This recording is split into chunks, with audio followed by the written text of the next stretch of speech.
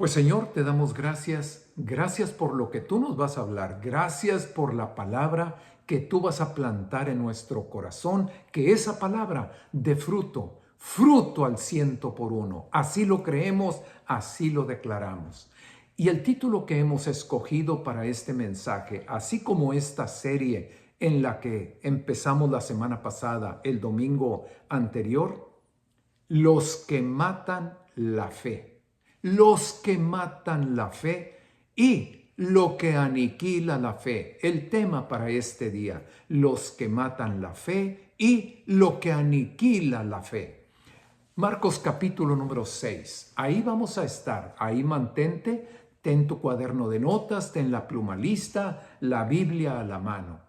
Para que veas lo que estamos lo que estamos estudiando, ahí tiene que estar en tu Biblia. Que no vayamos a salir con un cuento, con alguna imaginación, sino que sea lo que está escrito en la palabra y lo que aprendemos de la palabra de Dios. Marcos capítulo número 6, versículo número 1. Y ahí comenzamos.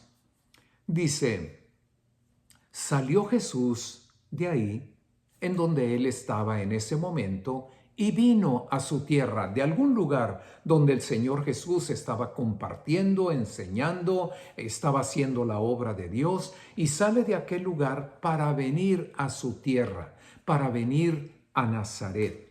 Y dice que juntamente con el Señor le seguían sus discípulos, igual que siempre. Ahí iban los apóstoles, iban otra gente más también cercana, discípulos y seguramente multitud. Versículo número 2. Estando ya ahí en su tierra, en Nazaret, llegó el día de reposo. Y dice que llegado el día de reposo, el sábado, comenzó a enseñar en la sinagoga, en lo que sería para nosotros nuestras congregaciones, para ellos reunidos en la sinagoga. Muchos oyéndole se admiraban, se quedaban asombrados, perplejos, se quedaban con un asombro, con una maravilla de aquel hombre que estaba enseñando y decían, y esto respecto a los que matan la fe.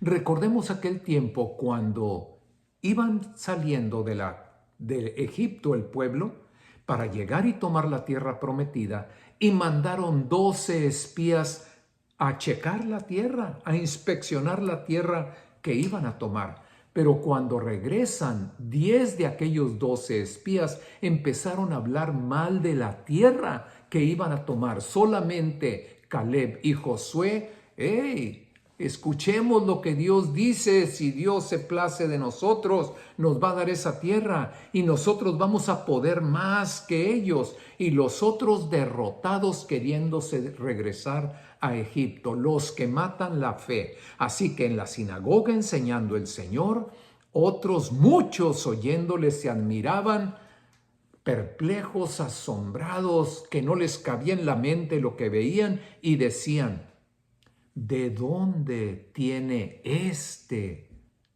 estas cosas? ¿De dónde tiene estas cosas? Y aquí empieza lo que aniquila la fe. Tenemos los que matan la fe. ¿De dónde tiene estas cosas? Lo que aniquila la fe.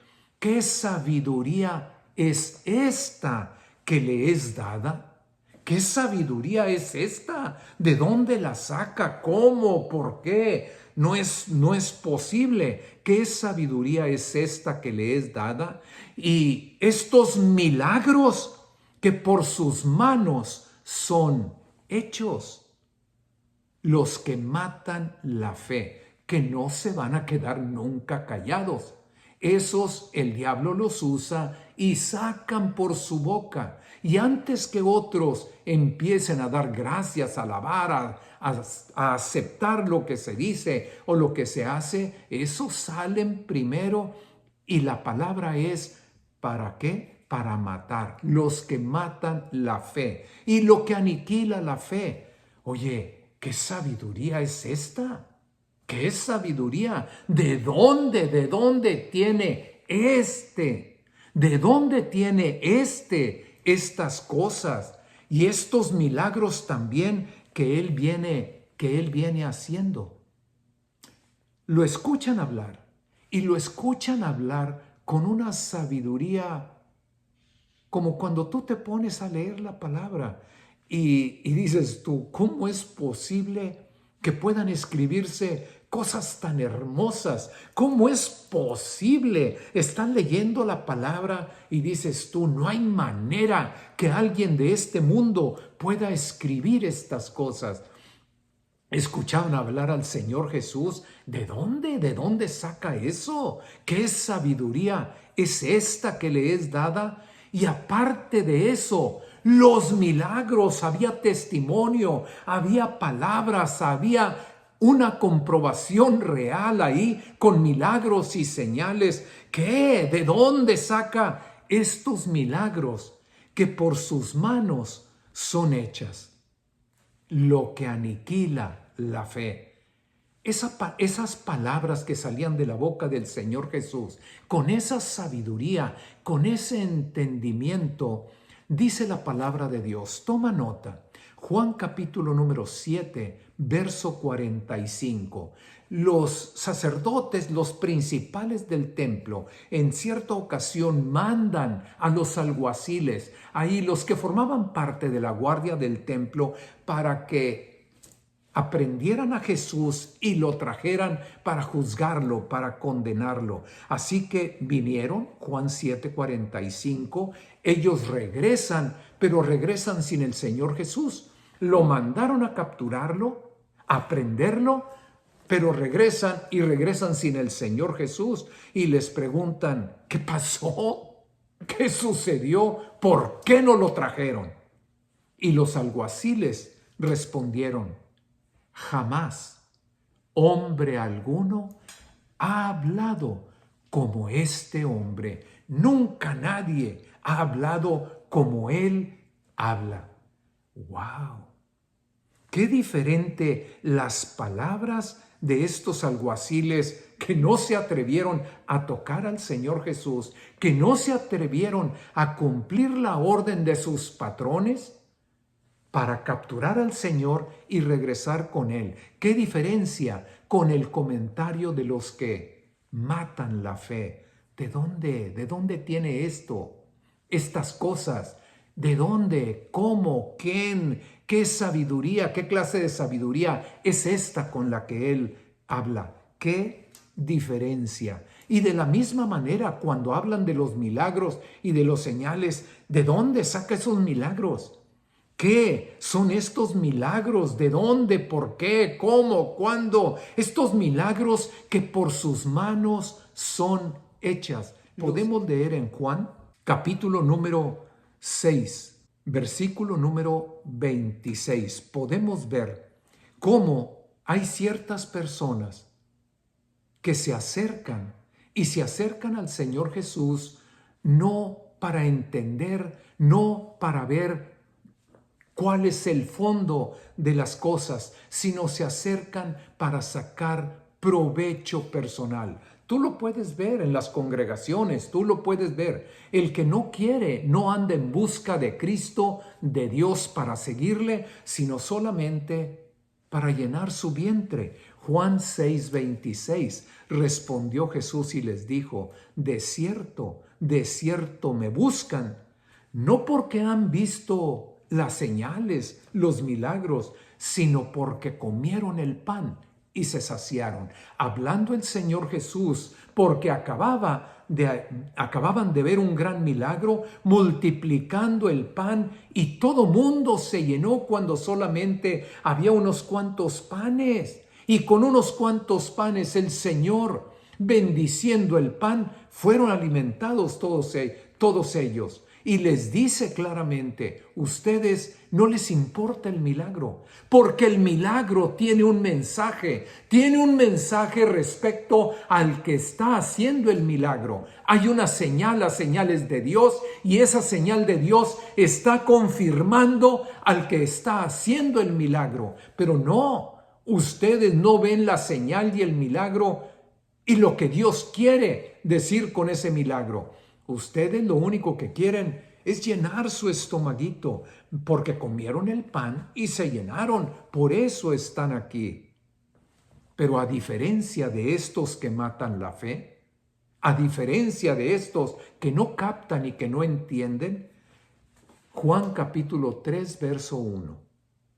Había un hombre de los más religiosos en Israel. Había un hombre, inclusive, este hombre formaba parte del grupo que gobernaba a Israel. Él formaba parte del concilio, él formaba parte del consejo que gobernaba a Israel. Por temor, por miedo a que lo identificaran con Cristo, vino de noche y se presentó con el Señor.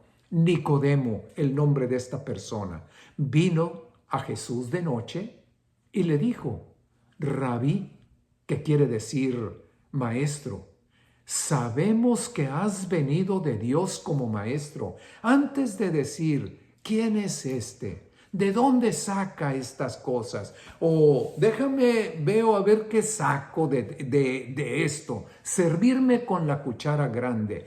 Y antes que eso, percibir lo que Dios está mostrando, dice Nicodemo: sabemos que has venido de Dios como maestro. Sabemos que has venido de Dios para enseñarnos, para mostrarnos, para revelarnos, porque nadie puede hacer estos milagros que tú haces, estas señales que tú haces, si no está Dios con él.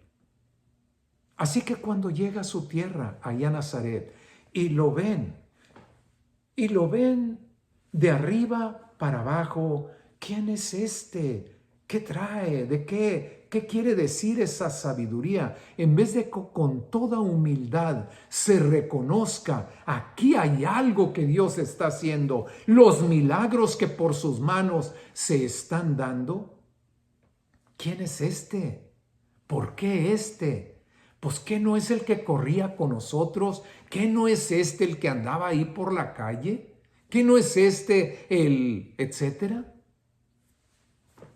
Un día, con respecto al mismo Señor Jesús y hablando de los milagros y las señales que Dios hacía por su mano, los discípulos de Juan el Bautista, aquel que introduce a Cristo en el mundo, aquel que introduce, el que presenta a Jesús delante del mundo, a él le correspondió presentarlo. Detrás de mí, yo solamente vengo bautizando con agua. Atrás de mí viene uno más poderoso que yo. No soy digno de desatar la correa de su calzado.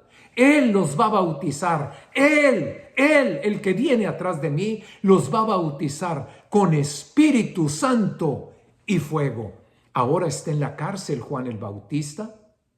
En Lucas capítulo 7, verso 20, cuando manda a los discípulos a preguntarle a Jesús, vinieron aquellos discípulos y dijeron: Juan el Bautista nos ha enviado a ti, a Jesús, para preguntarte, bueno, ¿eres tú el que ha de venir o esperaremos a alguien más? Siendo él el que había introducido al Mesías, al Cristo, a Jesús al mundo, ahora en la cárcel manda a preguntar, bueno, confírmame, ¿eres tú o habremos de esperar a otro? Escucha qué fue lo que pasó. El Señor Jesús no responde con palabras. En esa hora, verso 21, sanó a muchos de enfermedades y plagas. Echó fuera espíritus malos y a muchos ciegos les dio la vista. Y ahora el Señor Jesús le dice a Juan el Bautista, a través de los discípulos, vayan y díganle a Juan, vayan y hagan saber a Juan lo que han visto y oído. Perdón, vayan y díganle a Juan lo que han visto y oído. Los ciegos ven, los cojos andan, Los leprosos son limpiados, los sordos oyen, los muertos son resucitados y a los pobres se les predica, a los pobres, a los que necesitan de Dios, a los que tienen sed de Dios, a los pobres les es anunciado el Evangelio. Mientras que los que matan la fe están poniendo en duda, mientras que los que matan la fe siguen con su ¿quién es este? Esa sabiduría, ¿de dónde la saca? ¿Quién se la da? No puede ser posible.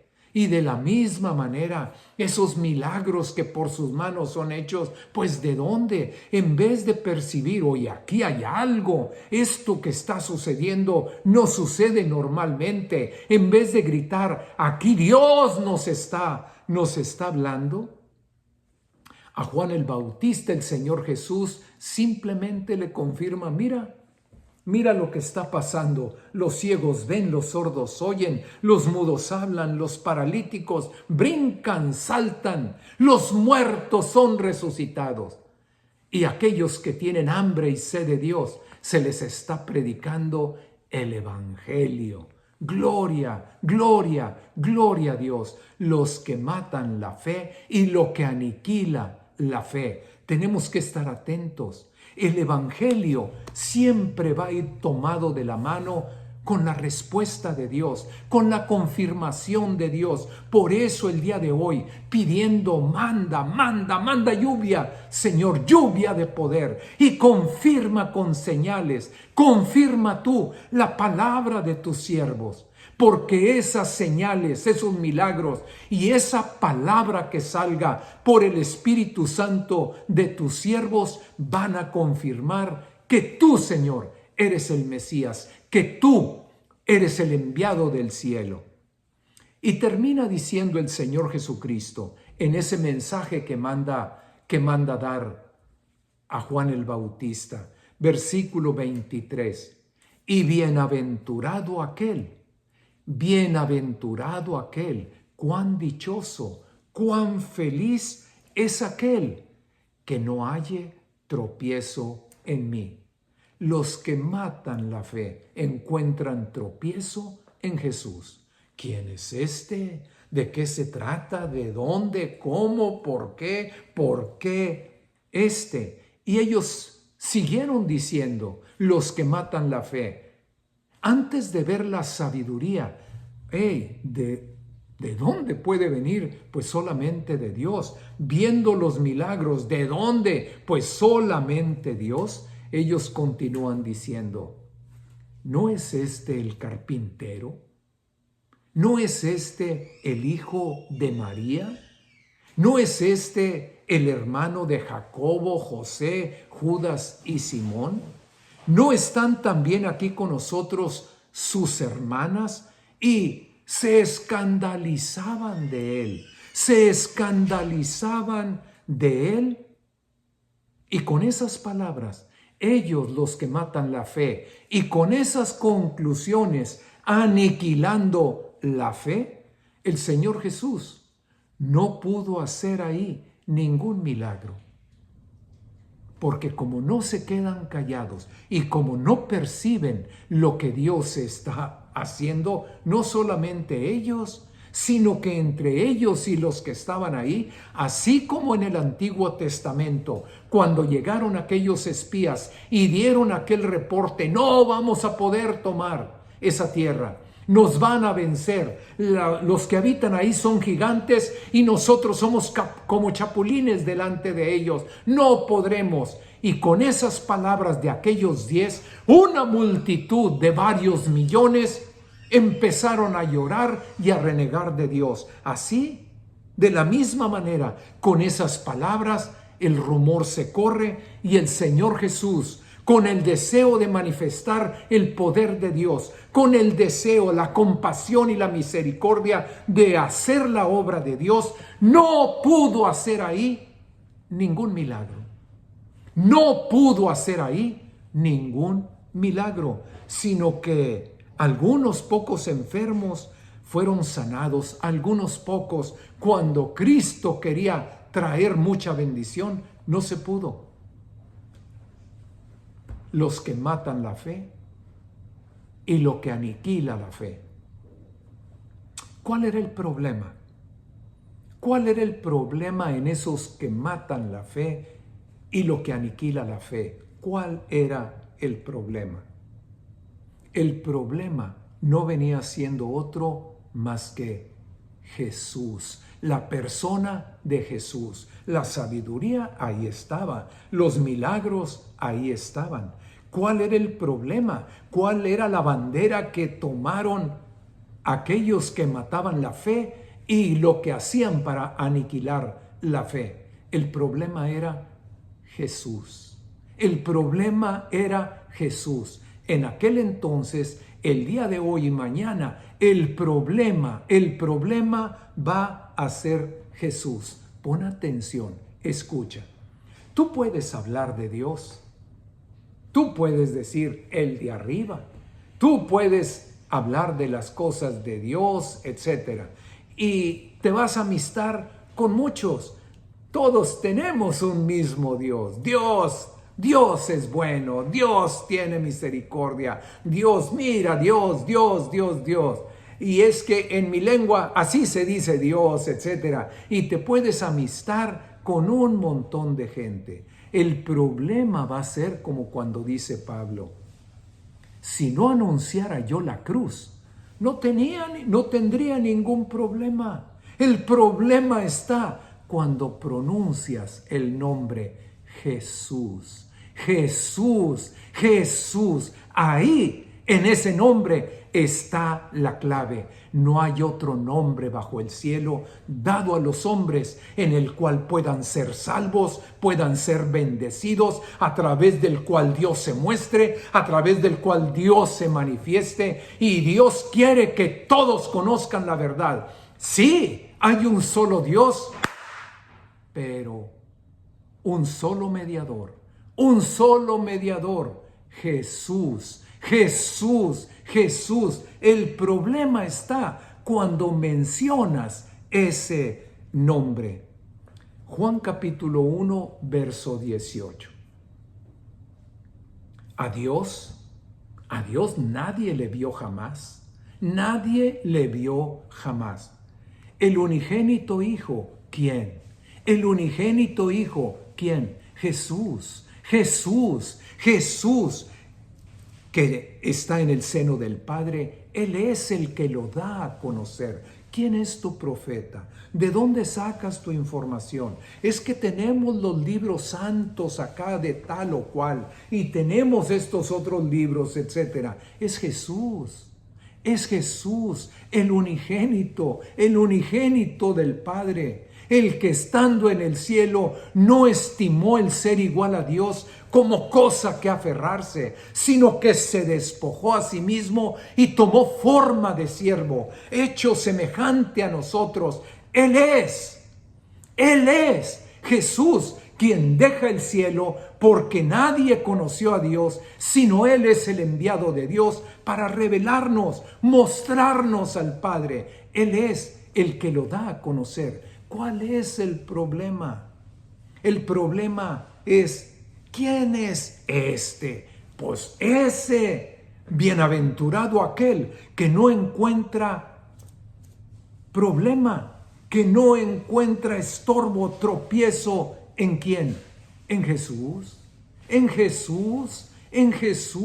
Ahí está la clave. Ahí está el detalle. El día de hoy, el día de ayer, el nombre, ese nombre es el del problema.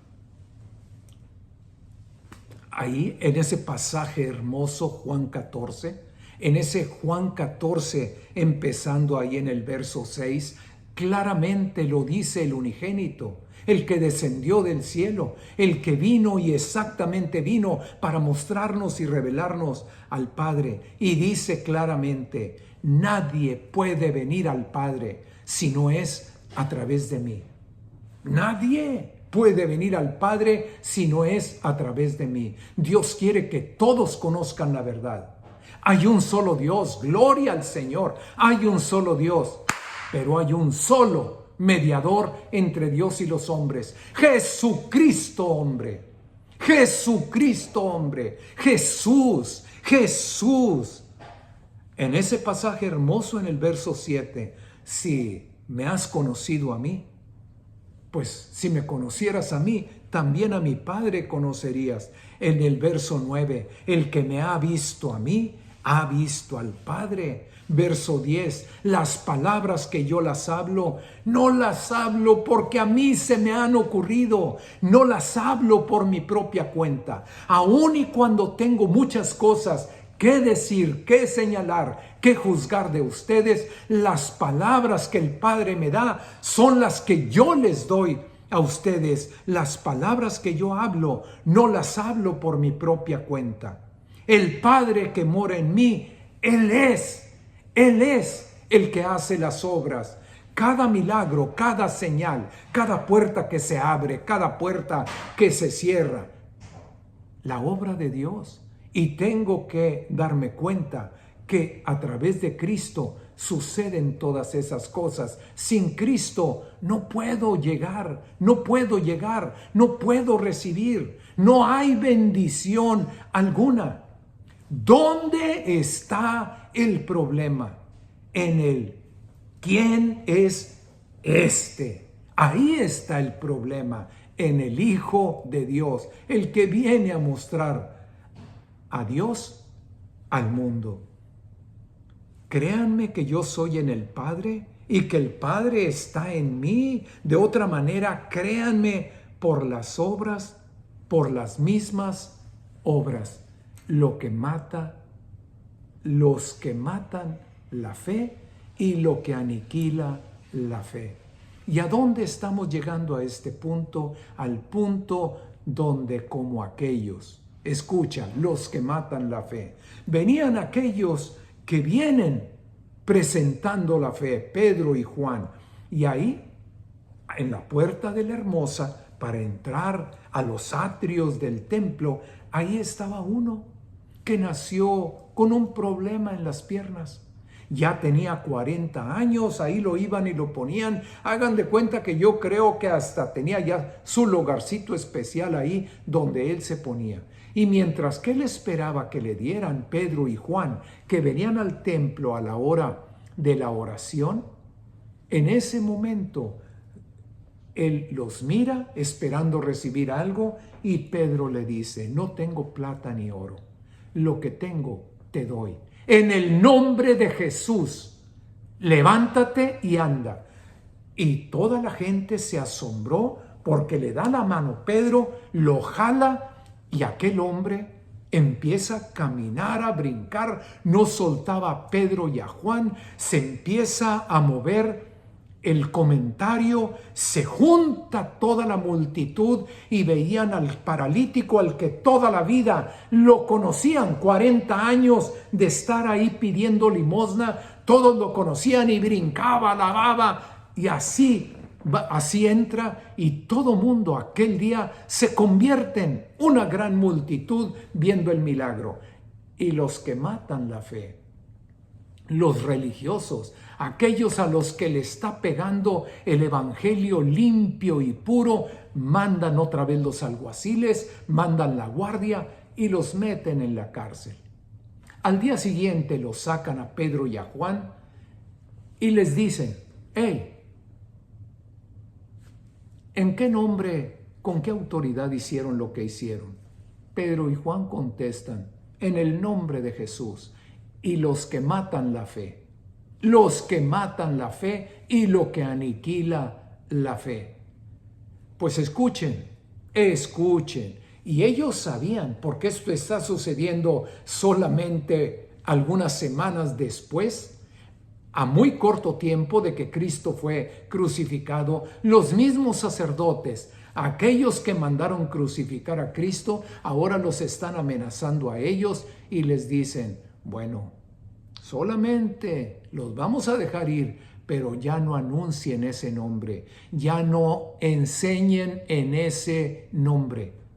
Se los prohibimos, no lo hagan, ni declaren ese nombre, ni enseñen en ese nombre. ¿Cuál es el problema? El problema siempre va a ser Jesús. Dios, todo mundo habla de Dios. El que está en los cielos, sí, todo mundo habla del que está en los cielos. Pero cuidado, porque nuestra clave es, y lo que Dios quiere que se dé testimonio es de Jesús. Jesús, Jesús. Primera de Juan 4, verso 14. Y nosotros hemos visto y testificamos que el Padre ha enviado al Hijo. Nosotros hemos visto y testificamos, dijeron aquellos, y nosotros lo confirmamos el día de hoy. El Padre ha enviado a su Hijo, Jesús, el Salvador del mundo. Verso 15. Todo aquel que confiese que Jesús es el Hijo de Dios, Dios permanece en él y él en Dios. Bienaventurado aquel que no encuentra tropiezo en Jesús. En Jesús, en Jesús. Hay un solo Dios, hay un solo mediador. Nadie puede llegar al Padre si no es a través de Jesús. Nadie puede recibir el conocimiento del Padre si no es a través de Jesús. Jesús, Jesús. Y si la cruz es tropiezo, es porque el que murió y quedó colgado en la cruz fue Jesús. Hechos capítulo 10, verso 42. Y no se nos mandó que predicásemos al pueblo y diéramos testimonio que Jesús es el que Dios ha puesto por juez de vivos y muertos. El que honra al Hijo, honra al Padre. El que no honra al Hijo, no honra al Padre. Jesús,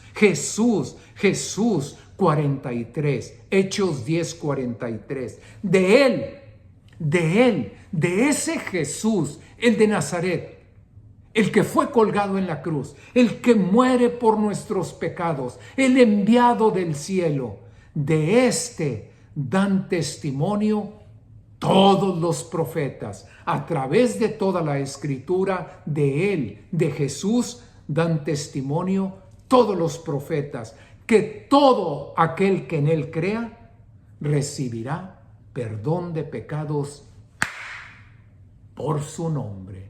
Bendito sea aquel que no encuentra tropiezo en ese nombre. Bienaventurado, cuán feliz, cuán dichoso aquel que conociendo el nombre, pero no con una fe tonta, sino para eso está la palabra, para eso están las señales, para eso está lo que él habló, mostrando a través de su palabra, de sus milagros y señales, confirmando, él es el enviado del cielo. Bendito seas aquel que no encuentra tropiezo en Jesús.